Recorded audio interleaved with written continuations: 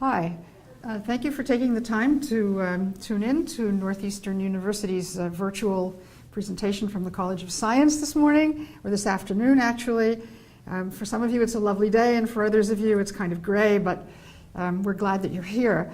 My name is Phyllis Strauss, and I'm here to explain to you all the issues, ins and outs of the Biochemistry Program, because I am director of the Biochemistry Program. I have with me also two bright and bushy-tailed biochemistry undergraduate majors. Kim Tumeri is on my far right. Kim is a graduating senior, and Shawn Harrington is directly on my right. Shawn is a rising graduating senior, meaning that he will be graduating probably in December, next December. Right now he's on co-op. So I'd like to turn to the PowerPoint presentation if I could, so that you folks can learn a little bit about the biochemistry program at Northeastern.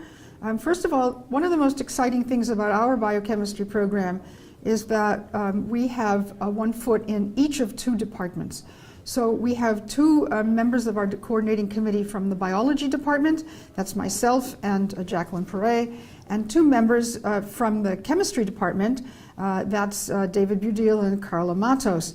That means that biochemistry majors at Northeastern University have full access to both the biology department and the chemistry department, and can take full advantage of all the faculty in either department. We consider this to be a very exciting opportunity, because not all biochemistry programs are configured in that fashion.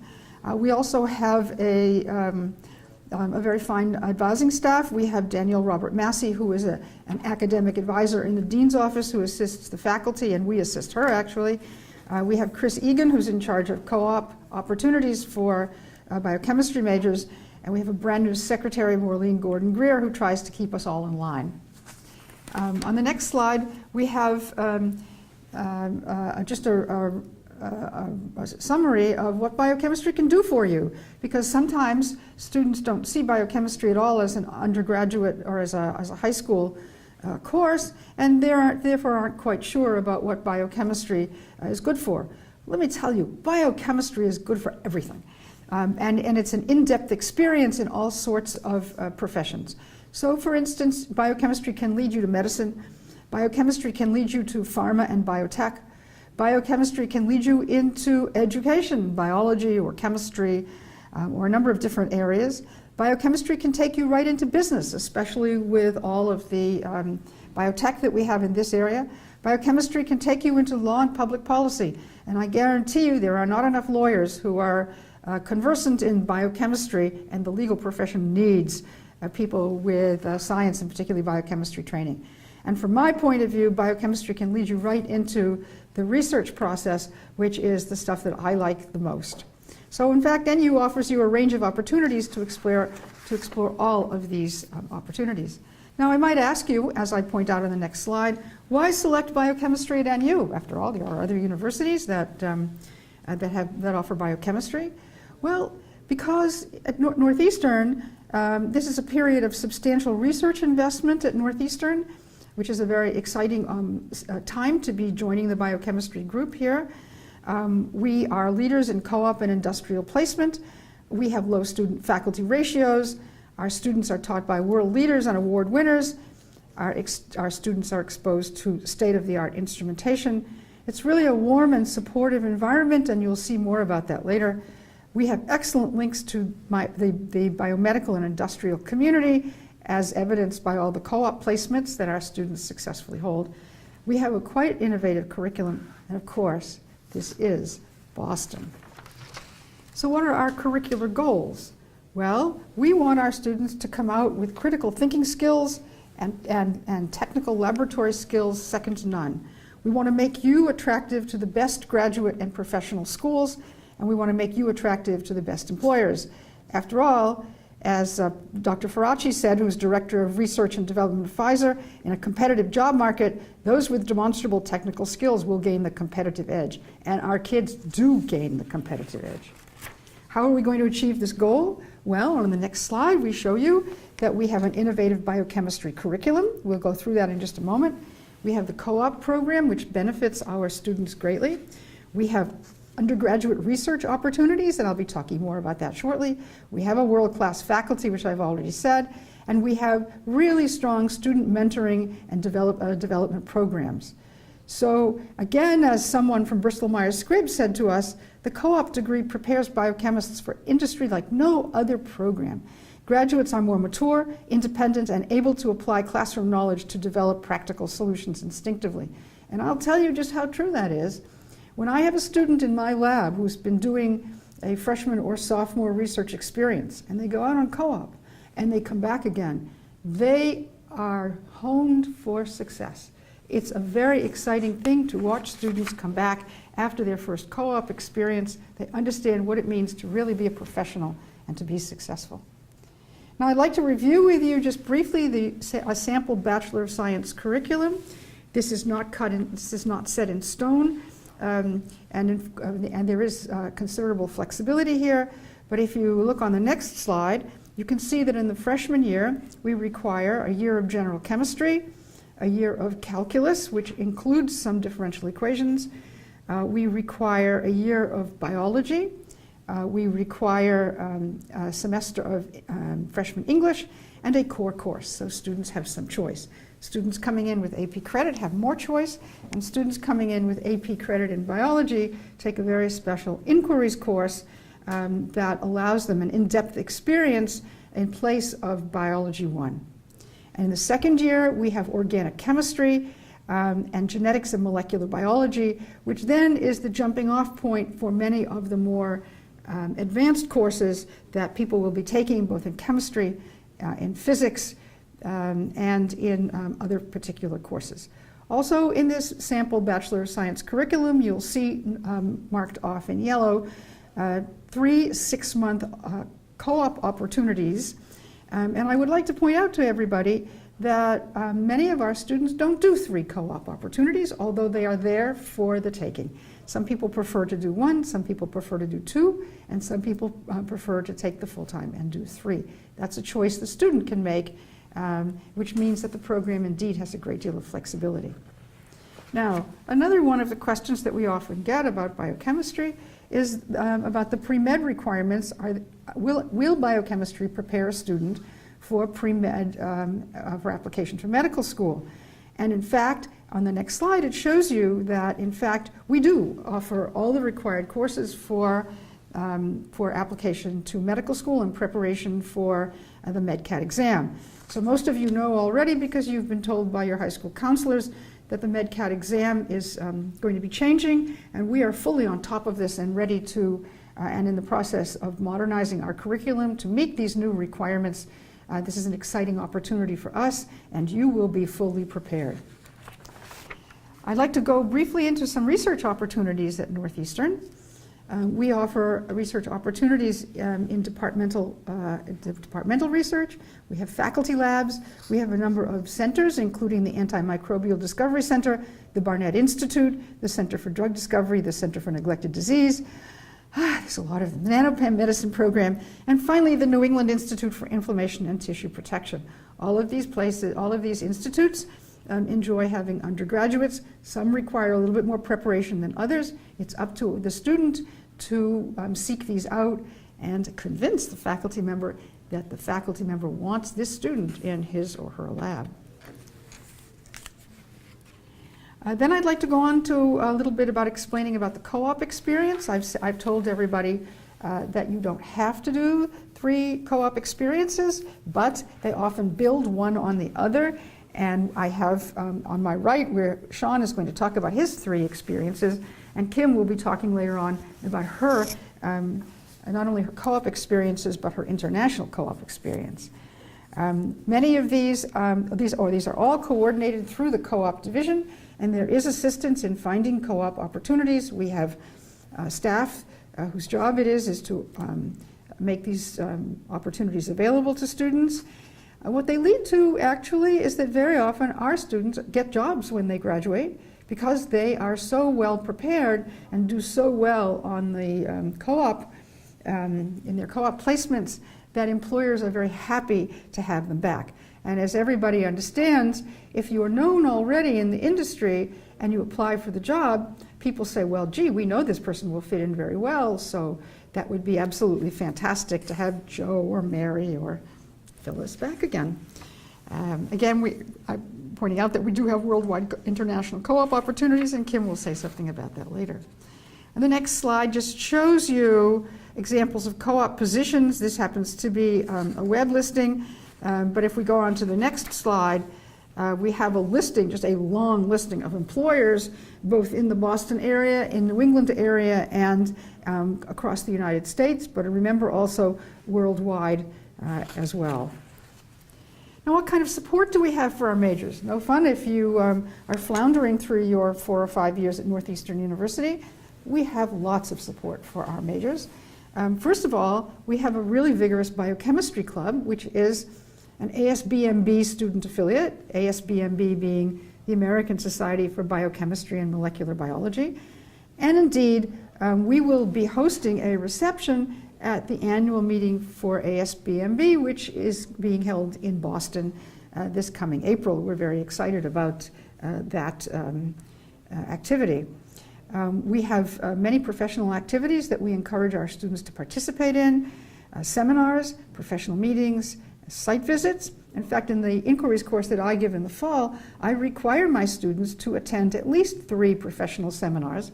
I tell them at the time, it's true, you may not understand everything that the person's saying, but then you know how scientists respond when they don't understand everything that a particular speaker is saying, or when they do. We have peer-to-peer mentoring, we have plenty of advice on co-op placements, and we have undergraduate research opportunities and community outreach. So the next slide just shows you the biology department website page. I'm showing you just a few figures that you can go onto and click onto and take advantage of anytime you want. The next slide shows you the chemistry website where you can find listing of various faculty members and what they're involved in. And finally, I'd like to quickly run through just a few pictures of our students doing their thing. So this is Jackie Sikora, who graduated 2 years ago after doing research in the Boyning Lab, giving a poster presentation at the ASBMB meeting. Our next slide is someone who graduated some years before, Frank Aliganga, who studied abroad in England and was telling you about what a wonderful experience that was. The next slide is Kim Tumar, whom you're going to meet very shortly, from my lab, doing her zebrafish microinjection work. Then we have Maraelson, a class of 7, who was working at Immunogen when she wrote about how good that opportunity was for her. We also have Anna Tukpa, class of 7, who was at that time working at the Harvard Institute of Medicine. Then we have a set of pictures from students from the Biochem Club who are eagerly raising money for biochemistry activities. We have David Hildebrand on his co-op in Italy. And finally, as a final slide, we have the logo on a biochemistry shirt, Express This, as you can see, NUBCC, because we're all into molecular biology and biochemistry. So thank you for looking at the slide presentation, and I'd like to turn over the presentation now, starting with Kim, who can talk to you a little bit about her research experience and her international co-op experience in China. Kim? Hi, I'm Kim. So as Professor Strauss said, I'm a 5th year biochemistry major, and I also have a minor in Chinese. I'm a pre-med student, so I can answer any pre-med questions. I have worked in her lab for, I think, about 3 years now. I am the president of the NU Red Cross Club, and I've done only 2 co-ops here. My first one was at the Red Cross Biomedical Laboratory doing clinical lab work, and my second one was actually abroad in China. I received the global scholarship, so they actually provided funding for me to go over in China, so that the company that I worked for, or the lab that I worked for, didn't have to pay me. So I worked under a PhD student there. I learned a lot about just different lab techniques. I was able to compare the differences between working in a lab here and working in a lab in China. We all have the kind of the scientific way of thinking, but there are many differences that I did notice. I'm not sure what else I should say for now. Well, that's fine. Let's turn the conversation over to Shawn, and he can talk about his experiences, which have been very different than Kim's. Hi, my name is Shawn Harrington. I'm just finishing up my 4th year at Northeastern, so I have 1 semester left after this. I'm currently on co-op, and this will be my 3rd co-op at Northeastern. So my first co-op was at a biotech. I did a lot of work with the manufacturing process, more on a analytical level, and looking more at data analysis and the link between how the process linked to the business side. So it wasn't very lab-based. My next co-op, I stayed at the same biotech, but I did more work in the lab, so I was able to get lab experience, which I didn't search for at Northeastern in one of the labs on campus, but I was able to get experience nonetheless. And then my final co-op is in a community-based organization that does work with HIV positive and HIV negative, but susceptible populations. So, and I'm looking to go more towards getting a degree in infectious disease epidemiology, so it's more of a public health future that I'm kind of looking towards. Thanks, Shawn. We ready to take questions? Yes, we have a few questions. Do undergraduates at Northeastern do research, and what kind of research do they do in the biochemistry program? Oh, undergraduates are strongly encouraged to do research in the biochemistry program at Northeastern. My own lab right now, I have, I would say, 7 freshmen and sophomores who are doing a pre-research course learning molecular biology techniques that they might not get a chance to learn for another several years. And at the end, they will all be doing a small project. After that, if they choose to stay with my lab, they will be given an individual project that has something to do with DNA repair in zebrafish, which is our specialty in my lab. In other labs, let's take people in chemistry department, they might be looking at molecular interactions, at the biochemistry or physical biochemistry of protein molecules. I don't know, you guys want to add something more about research going on in the departments? Because there's so much that I just can't bring it up to my head at the moment. Yeah, there's definitely kind of endless possibilities with research here, and I think that some students I know worry about approaching professors to work in their lab, but I think at least from my experience, everyone is extremely approachable. If you can go up to any professor and say, I've read some about the work that you do and I'm very interested, do you think I could learn a little more? And they're extremely happy to take you on and start to talk with you about the things that they do.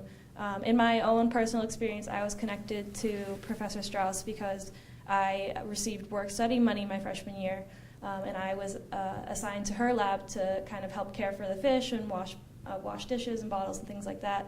And then from doing that, she was able to get to know me and my work ethic, and I was able to learn more about the opportunities in the lab and the research, and it was kind of like the start of our connection and my way to become more involved, I guess.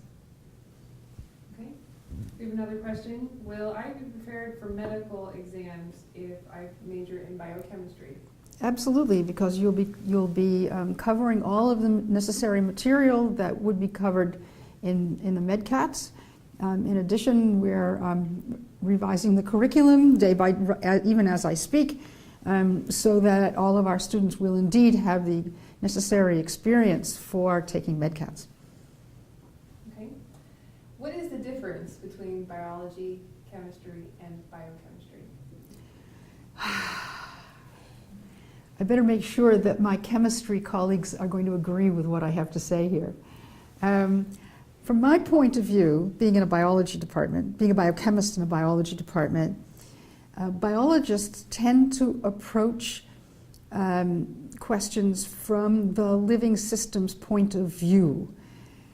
For instance, although I do biochemistry of DNA repair, the question I'm asking at the moment is, what is the role of DNA repair in early embryogenesis? People in the chemistry department might be asking the same question, but would be asking, what's the mechanism of a particular protein in a repair pathway?